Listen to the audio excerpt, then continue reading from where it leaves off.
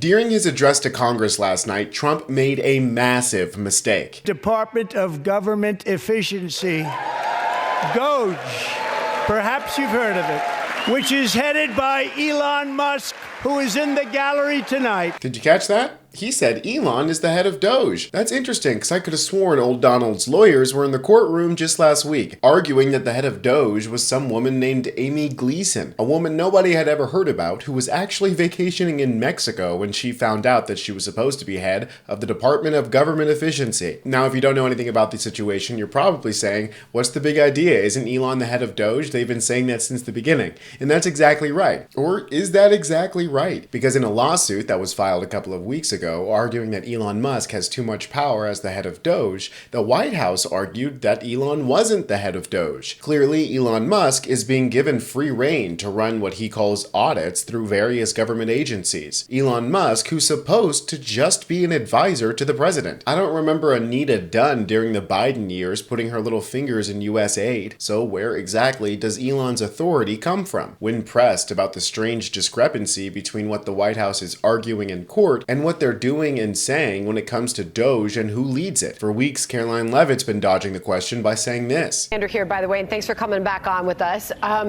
It seems there's being a lot made of what Elon Musk's role is actually at DOGE. The president has introduced him as the head of DOGE multiple times in interviews, yet there's this affidavit that we've been able to get our hands on here that the press has as well. That it contradicts the White House claim that he's the head of DOGE. This affidavit actually says he doesn't work for DOGE at all. Reading directly from it, it says Musk is not an employee of the U.S. DOGE Service or the U.S. DOGE Service Temporary Organization. That's according to the director of the White House's Office of Administration. So what is his role at DOGE? Sure, I'm happy to clarify. Elon Musk is a special government employee here at the White House, serving at the direction of the President of the United States, Donald Trump.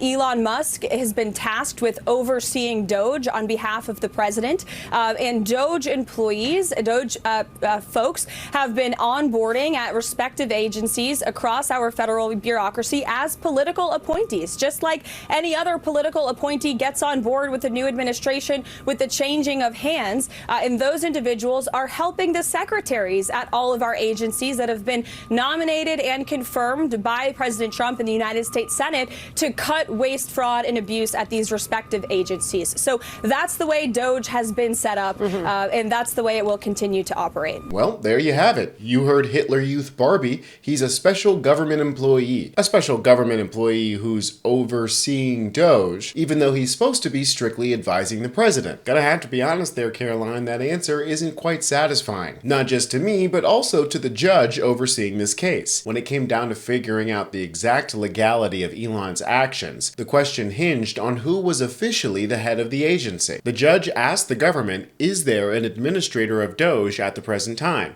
The government counsel answered, I don't know the answer to that. The hearing on Monday forced the government counsel to provide details about the department, but the lawyer repeatedly said that they had no answers.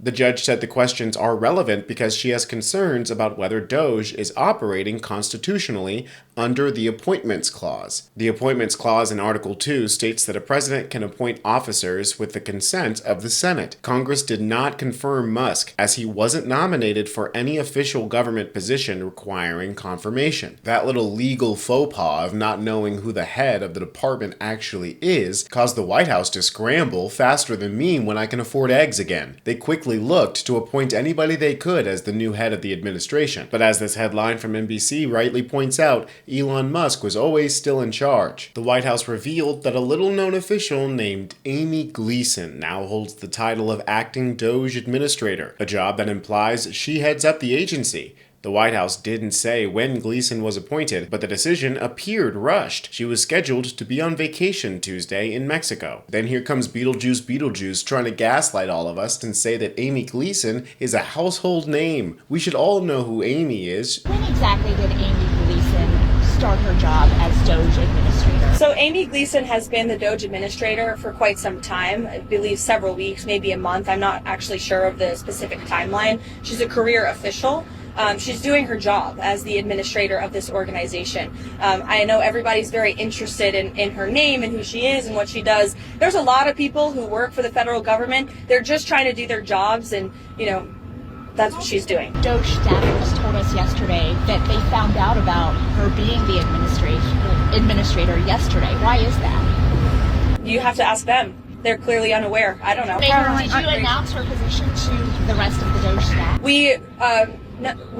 Everybody knew, and we said who she was to all of you because you are hounds in the media who are so obsessed with this for some reason.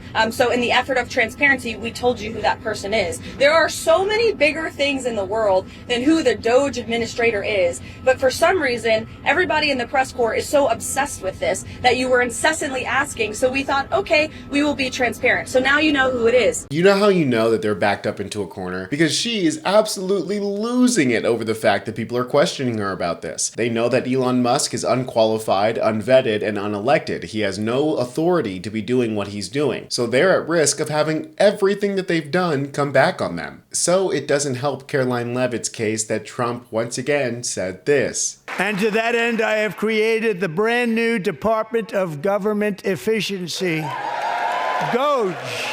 Perhaps you've heard of it. Perhaps.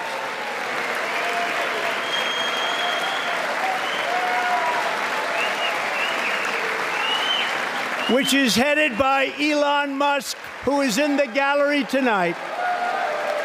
Whoopsie! Well, that's not going to play over too well with the judge. Sure goes against the narrative that some random lady is actually the one gutting all of our federal agencies, firing veterans, canceling school programs, and most recently claiming that most of Social Security is actually fraud. Seems like this is one of those rare moments where Trump is actually telling the truth, and DOGE is headed by Elon Musk. Before Donald even got a chance to take off his diaper, the lawyers in both the cases against DOGE submitted his words during the speech as new evidence against Elon Musk. The lawyers argued that expedited discovery is urgently needed to ascertain the nature of the Department of Government Efficiency and its relation to the U.S. DOGE service. At approximately 9:46 p.m., President Trump stated the following in his joint address to Congress: DOGE, which is headed by Elon Musk. In a separate motion, another set of litigants wrote to their judge saying, "Plaintiffs respectfully write to bring to the court's attention additional relevant admissions made last night. During his joint address to Congress, President Donald Trump twice identified defendant Musk as DOGE's leader." Well, I'm sure Elon, who's the defendant in this case,